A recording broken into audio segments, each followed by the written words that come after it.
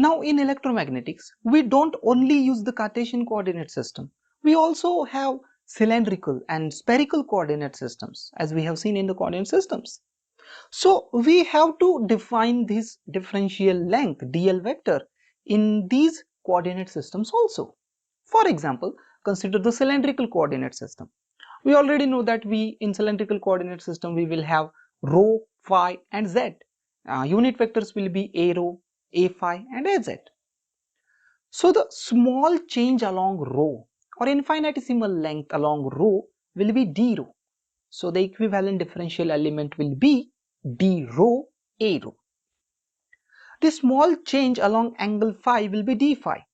Now my dear, we are finding here dl vector, the differential length.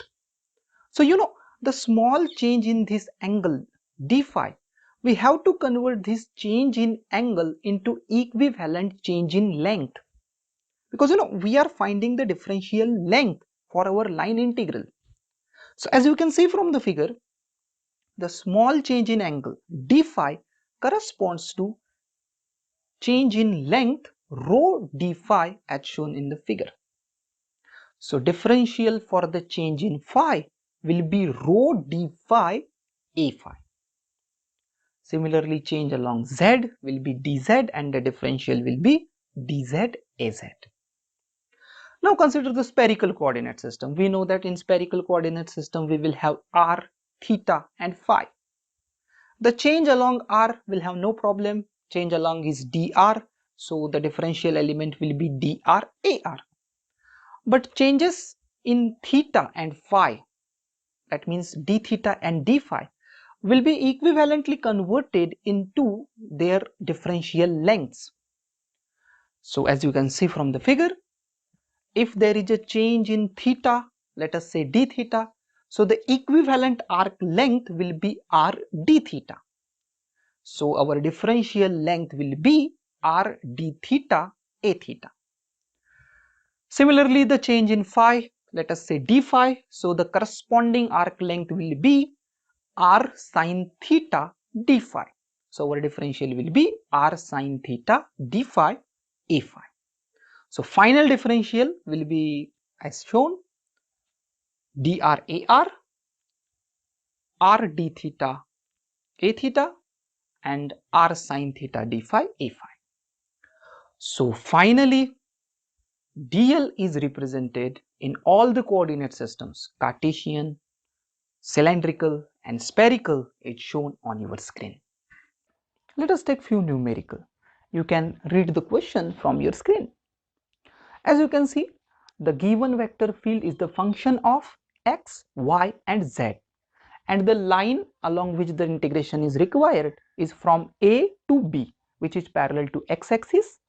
A is given as 1 to 2 and B is given as 3 to 2.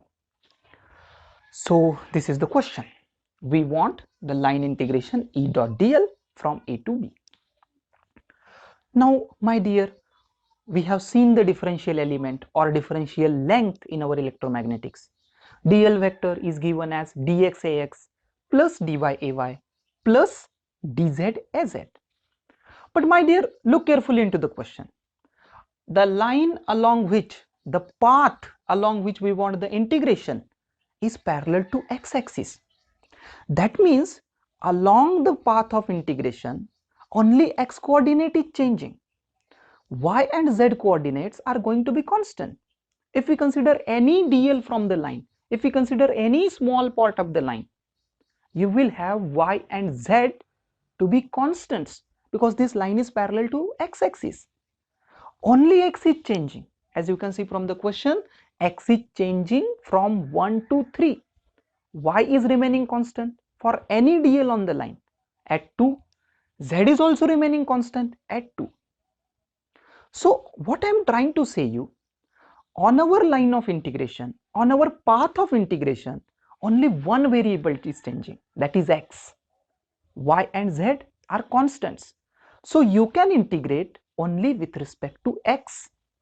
So from the equation of dl, we will only write dx ax and we won't write dy plus dz.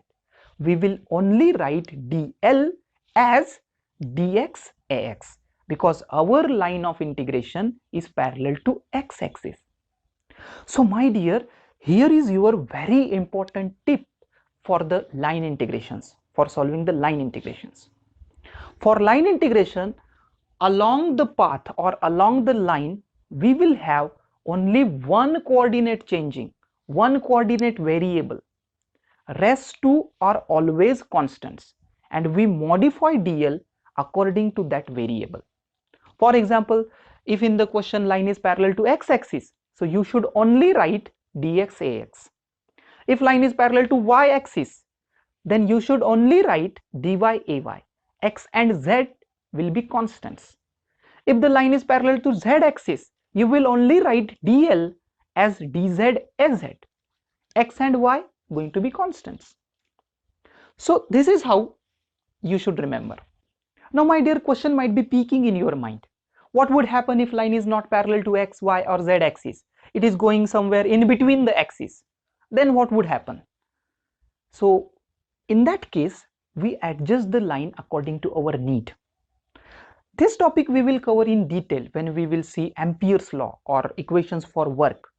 But as if now, remember, for line integration along any path, only one coordinate is variable, for which you have to write differential, and rest two are always constants, and it is applicable to every coordinate system, for cylindrical also and for spherical also. So let us come back to our problem. In our problem, the line or path is parallel to x-axis. So dl vector or differential will be only dx ax, and his line is parallel to x-axis. Y and z will be constants. From the diagram you can see that y is constant at y equal to 2, and z is constant also at z equal to 2. So you know, E dot dl will come out as, you can easily see from your screen, E dot dl equal to x square yz dx. We will put y equal to 2 and z equal to 2. So we will get finally E dot dl equal to 4x square dx. Now my dear, the last step, we have to put the integral sign with proper limits. Once again I am telling you, there is no need to put the limits for y and z. We are integrating with respect to x. That means we will only put the limits for x. X is changing from 1 to 3, so lower limit will be 1 and upper limit will be 3. Y and z we have already considered, they are going to be constant, and we have already put into the functions. So our final integration will look like as shown on your screen. Now my dear, this is very familiar integration as you solve in the mathematics, so you can easily solve and you can get the answer. So what are the takeaways you can remember from this question? For line integration, you should always remember like this: the line or the path along which we are integrating, on that path only one coordinate is variable, one coordinate is changing, rest two are always constants. So modify dl according to the variable and put the constants into the function. Solve them to conclude the answer.